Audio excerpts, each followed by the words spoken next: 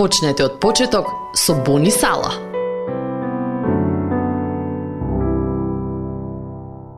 Она време кога Исус беше воодушевен.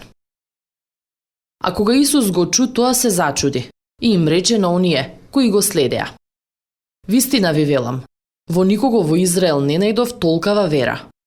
Матеј, 8 глава, 10 стих. Исус беше Бог, тој беше и човек. А сепак можеби како мене, тешко ви е да замислите како искусува човечки емоции исто како нас. Библијата не учи дека плачел. Јован, 11 глава, 33 стих. Тој се лутал. Матеј, 23 глава, 33 стих.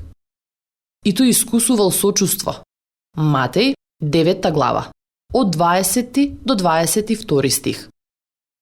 Но дали ти е познато дека Исус бил воодушевен? Исус беше меѓу луѓе, исцелуваше и поучуваше со власт, кога еден римски стотник дојде кај него да го замоли за помош за неговиот слуга кој лежеше дома, парализиран и ужасно страдаше.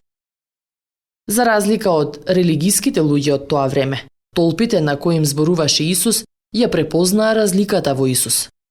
Писмото вели: зошто ги учеше како оној кој има власт, а не како нивните книжници.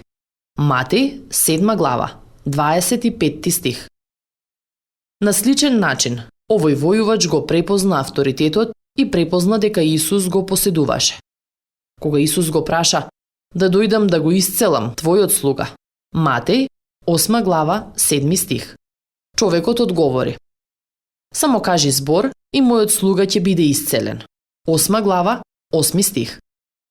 А кога Исус го чу тоа, се зачуди и им рече на оние кои го следеа: Вистина ви велам, во никого во Израел не најдов толкава вера. Матеј, 8 глава, 10 стих. Резултатот? Неговиот слуга беше исцелен во тој миг. Нели копнееш да имаш таква неверојатна вера? Оваа вера е убедена во тоа кој е Исус.